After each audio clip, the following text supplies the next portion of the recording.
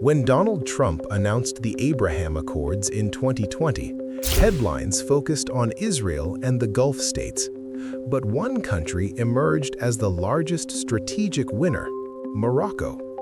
Not because of ideology, not because of sudden alignment, but because Morocco understood how to turn a peace deal into long-term leverage.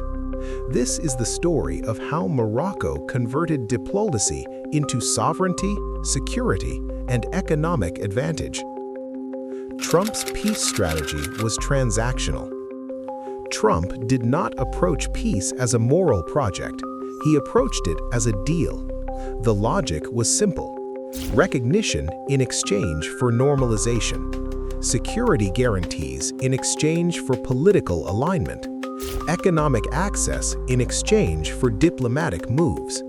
This broke with decades of U.S. policy and created an opportunity for states that knew how to negotiate power, not emotions.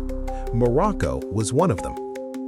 The Sahara recognition, a strategic earthquake. In December 2020, the United States officially recognized Moroccan sovereignty over Western Sahara. This was not symbolic. For Morocco, Western Sahara is the core of national territorial integrity, a major zone for phosphates, fisheries, and renewable energy, a gateway to Atlantic Africa. For decades, no major Western power had gone this far. Trump did. In return, Morocco normalized relations with Israel, but the value exchange was unequal. Israel gained diplomatic normalization. Morocco gained international legitimacy on its most sensitive issue. Why Morocco could secure what others couldn't?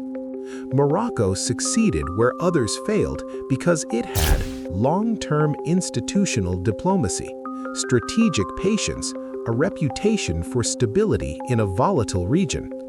Unlike other Abraham Accord countries, Morocco already had quiet ties with Israel. Morocco had leverage in counterterrorism and migration. Morocco was essential for U.S. and European interests in Africa. Trump didn't create Morocco's position, he recognized it. Economic dividends beyond the headlines. After the deal, Morocco unlocked several advantages. 1. Investment confidence. U.S. recognition reduced political risk. Sahara projects became investable. Infrastructure, energy, and logistics accelerated.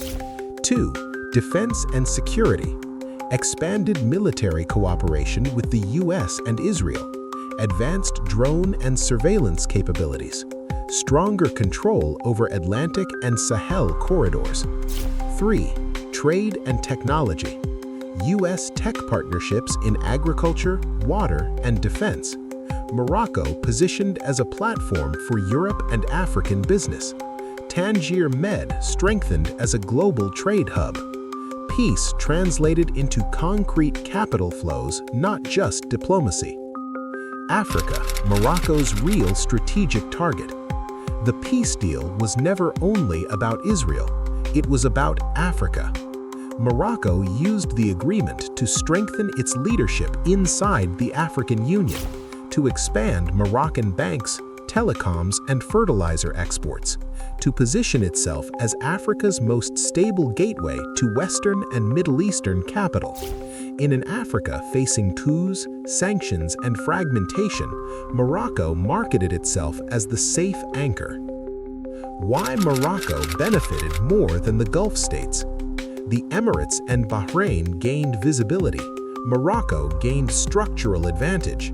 The Sahara issue reshaped Morocco's diplomatic future. The deal reinforced Morocco's Atlantic strategy.